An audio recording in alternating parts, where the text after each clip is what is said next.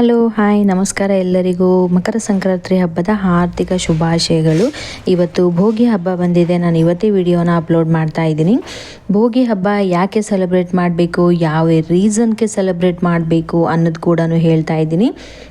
ಮತ್ತು ಅಪ್ಪಿ ತಪ್ಪಿ ಕೂಡ ಗಂಡು ಮಕ್ಕಳು ನಾಳೆ ಈ ತಪ್ಪನ್ನು ಮಾಡೋಕ್ಕೆ ಹೋಗಬೇಡಿ. ಅದು ಯಾವ ತಪ್ಪು ಅನ್ನೋದು ಕೂಡ ನಾನು ಇನ್ ಡೀಟೇಲ್ ಆಗಿ ಹೇಳ್ಕೊಡ್ತೀನಿ. ತುಂಬ ಕನ್ಫ್ಯೂಸ್ ಮಾಡ್ಕೊಳ್ಳೋದು ಬೇಡ, ತುಂಬ ಅಂತೂ ಹೇಳ್ಕೊಂಡು ಹೋಗಲ್ಲ. ಸೊ ಶಾರ್ಟ್ ಆ್ಯಂಡ್ ಕ್ವಿಕ್ಕಾಗಿ ಹೇಳ್ಕೊಡ್ತಾ ಇದ್ದೀನಿ. ಸೊ ಭೋಗಿ ಹಬ್ಬನ ಯಾಕೆ ಸೆಲೆಬ್ರೇಟ್ ಮಾಡ್ತಾರೆ, ಏನು ರೀಸನ್ಗೋಸ್ಕರ ಭೋಗಿ ಹಬ್ಬ ಸೆಲೆಬ್ರೇಟ್ ಮಾಡ್ತಾರೆ ಅನ್ನೋದು ಮೊದಲು ಹೇಳ್ತೀನಿ.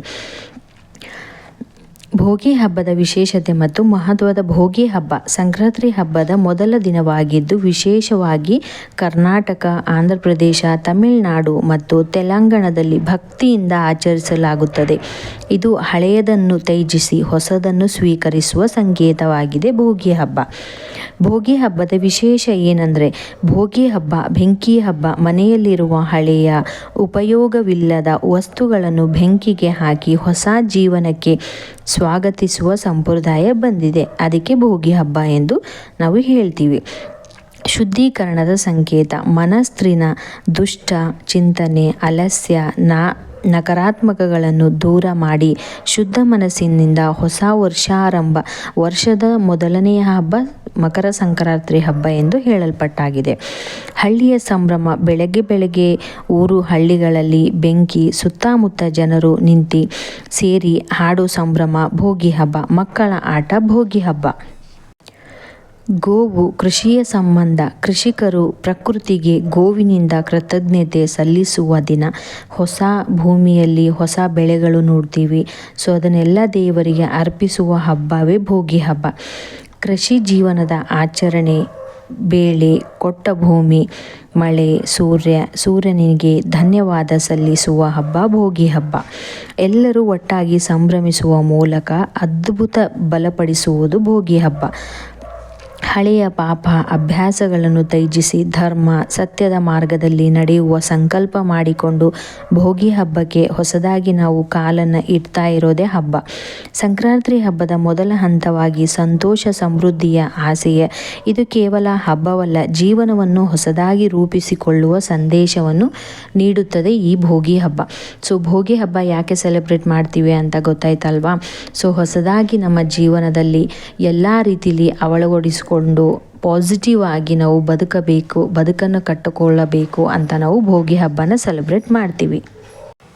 ಹಳೆ ಕಾಲದಲ್ಲಿ ಭೋಗಿ ಹಬ್ಬಕ್ಕೆ ನಾವು ಸ್ನಾನ ಮಾಡುವಾಗ ಏನನ್ನು ಹಚ್ಕೊಳ್ಳಬೇಕು, ಗಂಡು ಮಕ್ಕಳಾಗಿರ್ಬೋದು ಹೆಣ್ಮಕ್ಳಾಗಿರ್ಬೋದು ಪ್ರತಿಯೊಂದು ಈ ತಪ್ಪನ್ನು ಮಾಡಲೇಬಾರದು.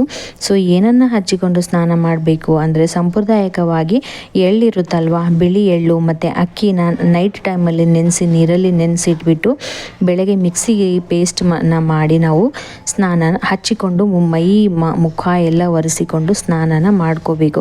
ಅದು ನಾವು ಯಾಕೆ ಮಾಡ್ಕೋತೀವಿ ಅಂದರೆ, ಅಕ್ಕಿ ಅಂದರೆ ನಮ್ಮದು ಇವಾಗ ಚಳಿಗಾಲ ಅಲ್ವಾ, ಆ ಚಳಿಗಾಲಗೋಸ್ಕರ ಮೈಯೆಲ್ಲ ಬಿರುಕು ಬಂದುಬಿಡುತ್ತೆ, ಮೈ ಮೇಲೆಲ್ಲ ಮಣ್ಣು ಕೂತ್ಕೊಳ್ಳುತ್ತೆ. ಆ ರೀಸನ್ನಿಂದ ಅಕ್ಕಿಯಿಂದ ಮಣ್ಣು ಕ್ಲೀನ್ ಮಾಡ್ಬೋದು ಅನ್ನೋ ರೀಸನ್ಗೆ ಅಕ್ಕಿ ಪೇಸ್ಟನ್ನು ನಾವು ಹಚ್ಕೋತೀವಿ. ಎಳ್ಳು ಮತ್ತು ಎಣ್ಣೆ ರೀತಿ ಫುಲ್ ಡ್ರೈ ಆಗಿರುತ್ತಲ್ವ, ಫೇಸ್ ಆಗಿರ್ಬೋದು, ಬಾಡಿ ಆಗಿರ್ಬೋದು, ಎಳ್ಳಿಂದ ನಾವು ಸ್ನಾನ ಮಾಡಿಕೊಂಡ್ರೆ ಅದು ಪರಿಶುದ್ಧ ಅಂತ ಹೇಳ್ಕೊಡ್ತಾರೆ. ಮೊದಲಿಂದನೂ ಸಂಪ್ರದಾಯಕವಾಗಿ ಅದನ್ನೇ ಮಾಡ್ಕೊಂಡು ಬಂದಿದ್ದಾರೆ. ಸೊ ಹಾಗಾಗಿ ಇವಾಗೂ ಕೂಡ ನಾವು ಅದೇ ರೂಢಿಯನ್ನು ಮಾಡಿಕೊಂಡು ಹೋಗಬೇಕು ಅಂತ ಹೇಳೋದು. ಮತ್ತು ಆಲ್ಮೋಸ್ಟ್ ಇಂಪಾರ್ಟೆಂಟ್ ಆಗಿರ್ಬೋದು, ನಾಳೆ ಸಂಕ್ರಾಂತಿ ಹಬ್ಬ ಅಲ್ವಾ, ಅದರಿಂದ ನಾವು ಯಾವುದೇ ಕಾರಣಕ್ಕೂ ಕರಿಯ ಬಟ್ಟೆ ಮತ್ತು ಹಳದಿ ಬಟ್ಟೆಯನ್ನು ಯಾವುದೇ ಕಾರಣಕ್ಕೂ ಯೂಸ್ ಮಾಡಬಾರ್ದು. ಸ್ಪೆಷಲಿ ಗಂಡು ಮಕ್ಕಳು ಬಂದುಬಿಟ್ಟು ಯಾವುದೇ ಕಾರಣಕ್ಕೂ ಕರಿ ಬಟ್ಟೆ ಮತ್ತು ಯೆಲ್ಲೋ ಕಲರ್ ಬಟ್ಟೆಯನ್ನು ಹಾಕಲೇಬಾರದು. ಅಕ್ಕಪಕ್ಕದಲ್ಲಿ ನಿಮ್ಮ ದೇವಸ್ಥಾನ ಯಾವುದಾದ್ರೂ ಇದ್ದರೆ ಹೋಗಿ ಒಂದು ಸಾರಿ ನಮಸ್ಕಾರನ ಮಾಡಿ 5 ಪ್ರದಕ್ಷಿಣೆಯನ್ನು ಹಾಕಿ ಕಂಪಲ್ಸರಿಯಾಗಿ ಗಂಡು ಮಕ್ಕಳು ಬರಲೇಬೇಕು.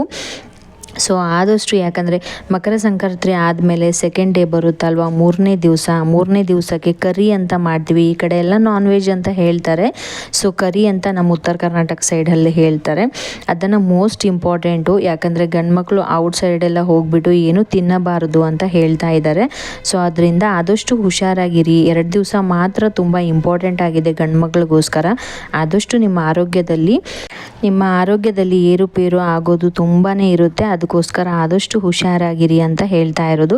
ನನ್ನ ಇವತ್ತಿನ ವಿಡಿಯೋ ನಿಮಗೆ ಇಷ್ಟ ಆಗಿದ್ದಲ್ಲಿ ಪ್ಲೀಸ್ ಲೈಕ್ ಮಾಡಿ, ಶೇರ್ ಮಾಡಿ, ನಿಮ್ಮ ಅನಿಸಿಕೆಯನ್ನು ಕಮೆಂಟ್ ಮೂಲಕ ತಿಳಿಸಿ.